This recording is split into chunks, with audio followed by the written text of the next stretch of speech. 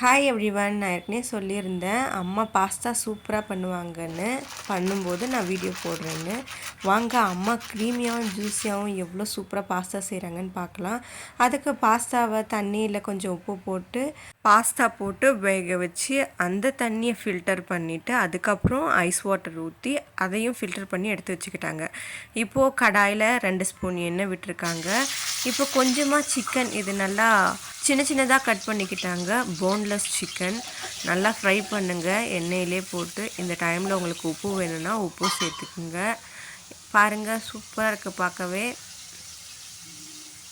இந்த டைமில் நம்ம ஒரு 1/4 ஸ்பூன் அளவுக்கு இஞ்சி பூண்டு விழுது அந்த பேஸ்ட்டு போட்டுக்கலாம்.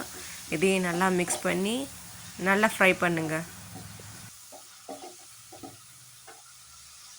இப்போது சிக்கன் நல்லா சின்ன சின்னதாக போட்டிருக்க நல்லா ஆயிலே நல்லா குக் ஆகிடும். இந்த டைமில் நம்ம ஒரு 1/2 ஸ்பூன் அளவுக்கு சில்லி ஃப்ளேக்ஸ் போட்டுக்கலாம். இது நல்லா ஃப்ளேவர் கொடுக்கும். அதாவது கலர் வேண்டாம், இந்த மாதிரி ஒயிட்டாகவே இருக்கணும்னா chilli flakes is better to use for pasta. இந்த சில்லி ஃப்ளேக்ஸ் அம்மாவே மேக் பண்ணது. அப்புறம் இந்த டைமில் நீங்கள் ஒரு 1/2 ஸ்பூன் அளவுக்கு பெப்பர் போட்டுக்கோங்க. இது ரெண்டுமே சேர்ந்தாவே ஆக்சுவலாக அந்த சிக்கன் சூப்பராக இருக்கும். நான் ஏற்கனவே உப்பு உங்களுக்கு சொல்லிட்டேன். அம்மா இப்போ தான் உப்பு ஆட் பண்ணுறாங்க. நல்லா ஃப்ரை பண்ணுங்கள். இந்த 2 பவுடருமே இந்த டிஷ்ஷுக்கு நல்லா டேஸ்ட்டை என்ஹான்ஸ் பண்ணி கொடுக்கும். பார்க்கவே அழகாக இருக்குல்ல. இந்த டைமில் நம்ம ஆனியன் சின்ன சைஸ் ஆனியன் போட்டுக்கோங்க. அதை குட்டி குட்டியாக கட் பண்ணிக்கோங்க. ஒரு பெரிய சைஸ் கேப்சிகம் க்ரீன் கலர் அதையும் சேர்த்து நல்லா ஃப்ரை பண்ணுங்கள்.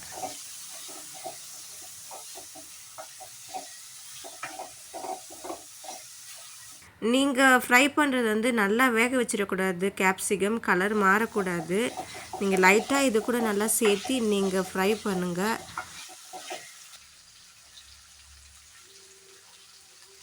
லைட்டாக வெந்ததுக்கப்புறமா இப்போது தக்காளி ஆட் பண்ணிக்கோங்க.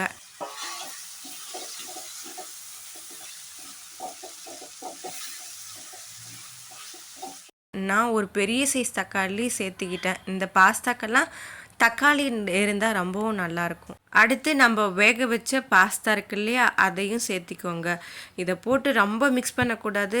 ஜென்டிலாக நீங்கள் லைட்டாக அப்படியே கிளறி விட்டால் போதும். பார்த்திங்கன்னா உங்களுக்கே தெரியும். லைட்டாக அந்த காய்கறிங்க கூட கொஞ்சம் மிக்ஸ் பண்ணி விட்டாவே போதும். பார்க்கவே ரொம்ப கலர்ஃபுல்லாக இருக்குல்ல. இந்த பாஸ்தா உண்மையாகவே அவ்வளோ சூப்பராக இருக்கும்.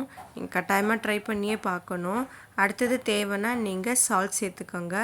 நாங்கள் கொஞ்சம் சேர்த்திக்கிட்டோம், ஏன்னா கொஞ்சம் கம்மியாக இருந்தது உப்புன்றனால. இந்த ஸ்டேஜில் நீங்கள் ஒரு 1/4 தேங்காய் இருக்கு இல்லையா, அதை நல்லா கெட்டியாக அரைச்சி நல்லா அதில் இருக்க மில்கை மட்டும் எடுத்து இது கூட ஊற்றி விட்டுருங்க. எடுத்த உடனே கிளறிடாதீங்க. கொஞ்சம் பபுள்ஸாக வரும், பார்த்தாவே உங்களுக்கு தெரியும். அந்த டைமில் கொஞ்சம் மிக்ஸ் பண்ணி விட்டிங்கனாவே போதும். ஒரு நிமிஷம் மூடி போட்டு வேக வச்சு எடுத்திங்கனாவே போதும். சூப்பரான பாஸ்தா ரெடி ஆகிடும்.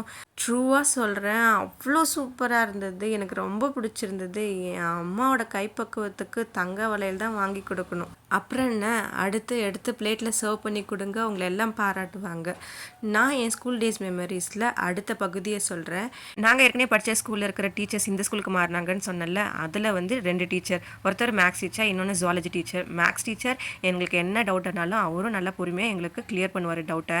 எங்களுக்கு ஒரு நாள் ரிவிஷன் டெஸ்ட் அன்றைக்கி பார்த்தா மேக்ஸ் எக்ஸாம். அந்த ஜுவாலஜி டீச்சர் ஒருத்தர் இருக்கார்ல, அவர் தான் சப்ஸ்டியூட்டாக வந்தார். எனக்கு என்னோட ஜெஸ்ஸி சிஸ்டருக்கு எல்லாருக்குமே. அன்றைய நாள் ரிவிஷன் டெஸ்ட்டுக்கு ஜெஸ்ஸி சிஸ்டர் ஸ்கூல் பஸ்ஸில் வந்துட்டாங்க. நான் சைக்கிளில் வந்தேன். பின்னாடியே எக்ஸாமாக ஆரம்பித்து எல்லாம் எக்ஸாம் எழுத ஆரம்பிச்சிட்டாங்க. அப்போ என் ஸ்கூலுக்கு ஒரு ஃபோன் வந்தது. யாருன்னா எங்கள் அம்மா தான் ஃபோன் பண்ணாங்க, எனக்கு ஆக்சிடென்ட் ஆகிடுச்சு அப்படின்னு. ஆக்சுவலாக என் டீச்சர்ஸ்க்கு தெரியும் இது மேஜரான ஆக்சிடென்ட் இல்லைன்னு என் அம்மா சொல்லிட்டாங்க. ஆனாலும் என் அம்மா ஏன் என்னை ஸ்கூலுக்கு அனுப்பலன்னா, நம்ம பேரண்ட்ஸ் தான் நம்ம மேலே அதிக கேரன் காரணமாக வெளியில் கிளம்பும்போது இந்த மாதிரி தடங்களாக இருக்குன்னு சொல்லிட்டு ரிவிஷன் எக்ஸாம் தானேன்னு சொல்லி என் அம்மா அப்பா கிட்ட ஃபோன் பண்ணிவிட்டு என் அப்பா கிளம்ப வேண்டாம் வீட்டில் வச்சுக்கோ அப்படின்னு சொல்லிட்டனால என் அம்மா ஸ்கூலுக்கு ஃபோன் பண்ணி சொல்லிட்டாங்க. என்ன ஆக்சுவலாக மேக்ஸ் எக்ஸாம் என்னாவே எனக்கு பயம். அன்றைக்கும் பார்த்து ரொம்ப மோசமான கனவு மேக்ஸை பற்றி வந்துடுச்சு. அப்படியே நான் சைக்கிளில் வந்த கதையை பற்றி பார்க்கலாங்களா. சைக்கிள் ஓட்டிகிட்டே வந்தேன். என்னதான் நினச்சோன்னே தெரியல, அந்த மாருதி கார் கொண்டு வந்து என் சைக்கிளுக்கு பின்னாடி மோதிட்டு அவன் மட்டும் போயிட்டே இருந்துட்டான். கீழே விழுந்ததில் கல்லெல்லாம் இருந்தனால கையில் காலெல்லாம் அடிபட்டுடுச்சு. அப்படியே வீட்டுக்கு கிளம்பிட்டேன். எக்ஸாமும் எனக்கு எழுதல. அப்படியே அடிப்பட்ட விஷயத்தை ஸ்கூலில் எங்கள் சார் என்னோட சிஸ்டர் கிட்ட சொல்லவே என் சிஸ்டர் எக்ஸாமே நிறுத்திட்டு அவங்க மட்டும் கண்ணை கலங்க ஆரம்பிச்சிருச்சு. அப்போ என் சிஸ்டர் பற்றி சொல்லி ஆகணும். அவங்க எப்பயுமே ஃபஸ்ட்டு செகண்ட் ரேங்க் எடுக்கிற பிள்ளை. அதனால் டீச்சர் அவங்கள ரொம்ப அழவிடாமல், ஒன்றும் இல்லை உன் சிஸ்டருக்கு சின்ன அடி தான், நீ எக்ஸாம் எழுதுனா அவங்கள மனசை தேற்றி விட்டு எக்ஸாம் எழுதி வச்சாங்க. எங்கள் வீட்டில் நான் மட்டும்தாங்க ரொம்ப டல் ஸ்டூடெண்ட். மற்ற 3 பேரும் சூப்பராக முடிப்பாங்க. அப்புறம் என்ன, அடுத்த நாள் ஸ்கூலுக்கு விஸ்கி நடந்து போன 16 வயது நிலையில் நடித்த கமலஹாசன் போல். அப்புறம் என்ன சொல்கிறது, டீச்சர்ஸு ஸ்டூடெண்ட் எல்லாம் சிரிக்க ஆரம்பிச்சிட்டாங்க. அதோட சுவாரஸ்யமான விஷயங்களை நான் அடுத்த வீடியோவில் சொல்கிறேன். இந்த டிஷ்ஷில் வந்து நீங்கள் தேங்காய் பால் ஊற்றாமல் இருந்தீங்கன்னா செம்ம டேஸ்ட் இருக்கும். ஆனால் உங்களுக்கு ட்ரையாக தான் இருக்கும். ஆனால் தேங்காய் பால் ஊற்றுனீங்கன்னா அதோட டேஸ்ட்டாக இருக்கும். நல்லா ஜூஸியாக சூப்பராக நிறைய போட்டு சாப்பிட்ற மாதிரி இருக்கும். உங்கள் விருப்பம், உங்களுக்கு எப்படி தோணுதோ அப்படி சாப்பிடுங்க. வித் தேங்காய் பால் அந்த வித்தவுட் தேங்காய் பால் ரெண்டுமே சூப்பராக இருக்கும். பை அடுத்த வீடியோவில் பார்க்கலாம். Subscribe my channel.